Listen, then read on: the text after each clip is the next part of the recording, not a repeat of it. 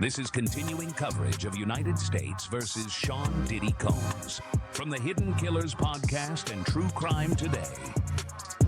Picture this, you're Sean Diddy Combs, once the undisputed king of hip-hop, the man who allegedly threw parties so wild they needed their own damage control budget, and now you're sitting in a federal courtroom in Manhattan, slumped over the defense table like a kid who just realized the principal called his parents. The judge just announced that courts canceled yesterday because of a juror problem. He woke up with spins, not from partying with Diddy, mind you, but the actual medical vertigo. And honestly, that might be the most normal thing that's happened in the trial of Diddy so far. I'm Tony Bruschi. Tell me what you think of the case in the comments section, wherever you may be watching this, especially YouTube. Be sure to press subscribe. If you're downloading us or listening to us on any podcast platform, we're all over the place, so press subscribe so you don't miss any of the trials and cases that we cover for you right here at the Hidden Killers podcast and True Crime Today. Welcome to day 28 of what's shaping up to be, or what was supposed to be shaping up to be, the most spectacular fall from grace since, well, pick your favorite disgraced celebrity or previous day of this trial. But yesterday wasn't another day of the trial. It wasn't just another rich guy behaving badly story. It's, of course, a story about a man who allegedly ran what prosecutors are calling a criminal enterprise that would make Tony Soprano blush. We're talking about racketeering, sex trafficking, and what the feds delicately refer to as freak-offs that apparently came with a $46,000 cleaning bill. It's not a typo. 46 grand in hotel damages. I don't even want to know what you have to do to a hotel room to rack up that kind of bill. But apparently Diddy does know. So, here we are.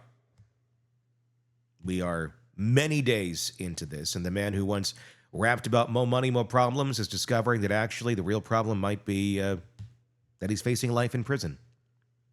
The trial that was supposed to wrap up by the 4th of July is now limping along like a marathon runner who just realized they've been going the wrong direction for the last 5 miles. Yesterday's sick juror is just the latest in a series of delays that have Judge Arun Subramanian probably wondering if he should have gone into tax law instead. Let me paint you the scene for yesterday morning's non-event. The courtroom was packed, as it's been every day since the circus began. Brendan Paul, Combs' former assistant and apparently professional drug mule, showed up in his best I'm cooperating with the feds outfit. Blue button-up and gray suit that screamed, "Please don't send me to prison." He was all set up to spill the tea about his time working for the bad boy himself when the judge dropped the bomb. No court. Jurors got vertigo.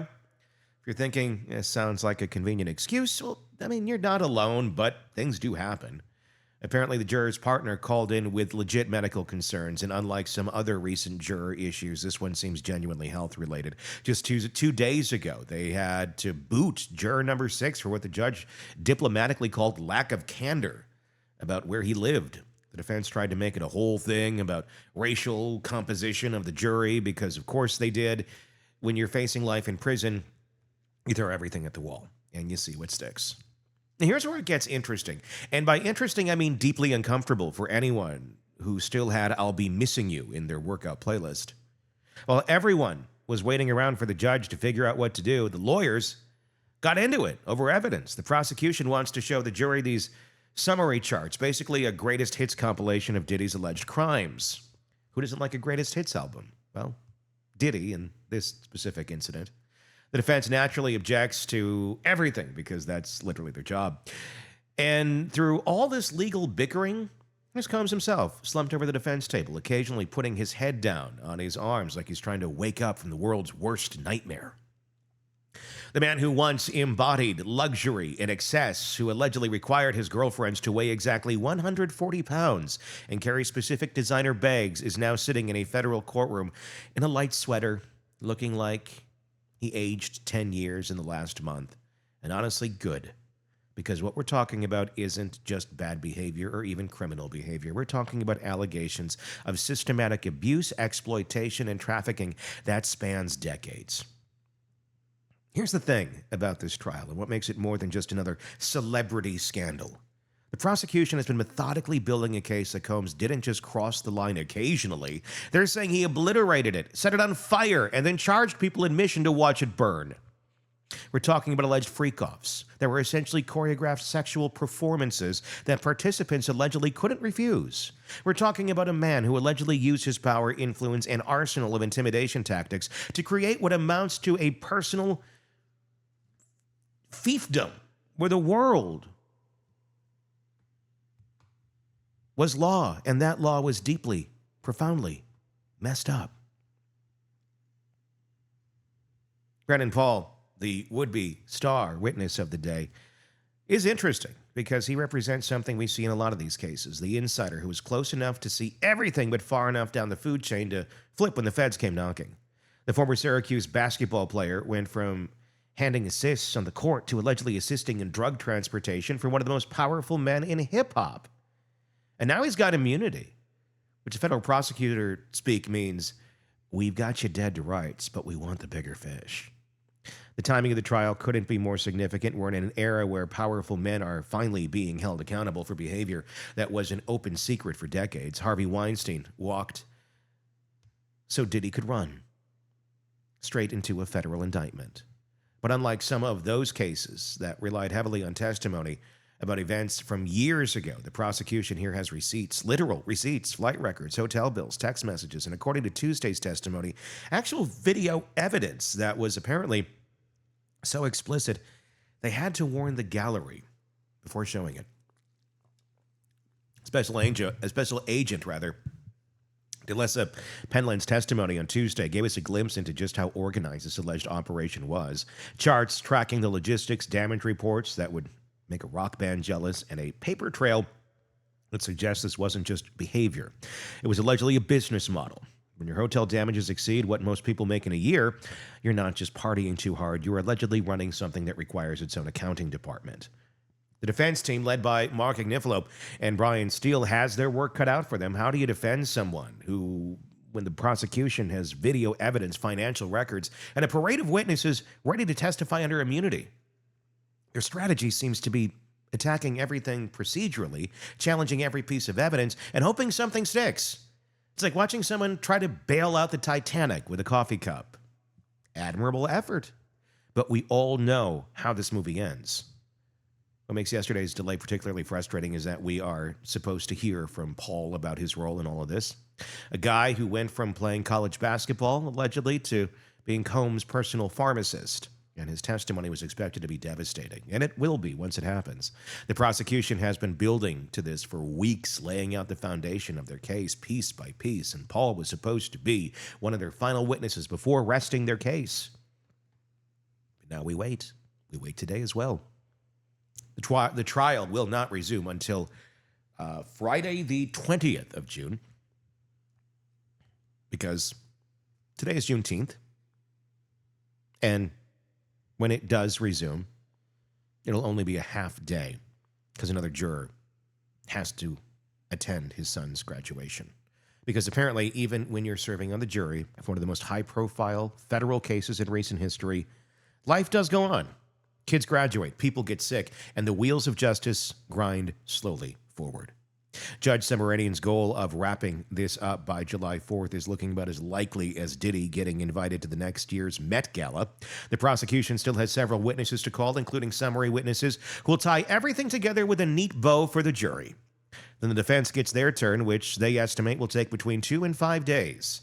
That's assuming no more jurors get sick, no more procedural delays, and no more surprises in a trial that's been full of them.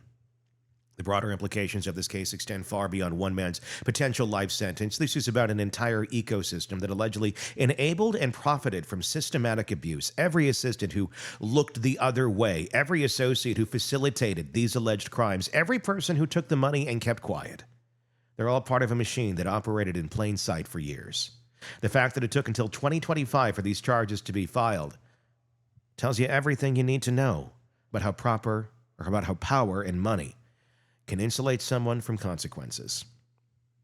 And as we wait for Friday's session, it's worth remembering that behind all the celebrity drama and courtroom theatrics are real victims with real trauma.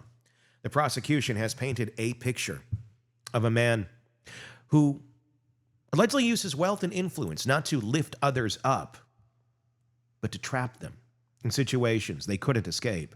The women who testified have described the world where saying no wasn't really an option, where resistance was met with real threats, and where the price of Diddy's attention was often dignity and autonomy. So while we can laugh at the absurdity of a trial being delayed by Vertigo or shake our heads at $46,000 in hotel damages, let's not lose sight of what this is really about. It's about accountability for someone who allegedly believed he was untouchable. It's about showing that no amount of money, no number of hit records, no level of cultural influence can put you above the law. When court resumes Friday, Brendan Paul will finally take the stand and tell his story. The prosecution will continue building their case towards what they hope will be an undeniable conclusion. The defense will keep fighting because that's what defense attorneys do, even when the ship is taking on water faster than they can bail.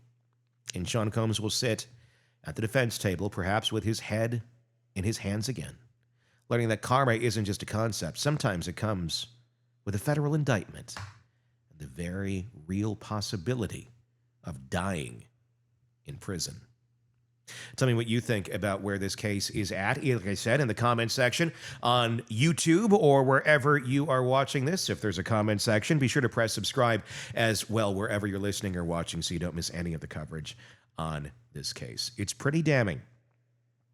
I don't really see a way out for him of many of these charges. Maybe some, but not enough to not end up in prison for a good chunk of the rest of his life or just the rest of his life.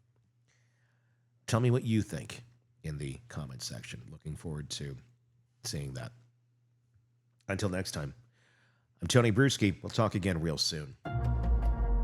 Craving non-stop true crime updates? Press subscribe now and get the latest cases, analysis, and expert commentary delivered straight to your feed. Only from the Hidden Killers podcast and True Crime Today.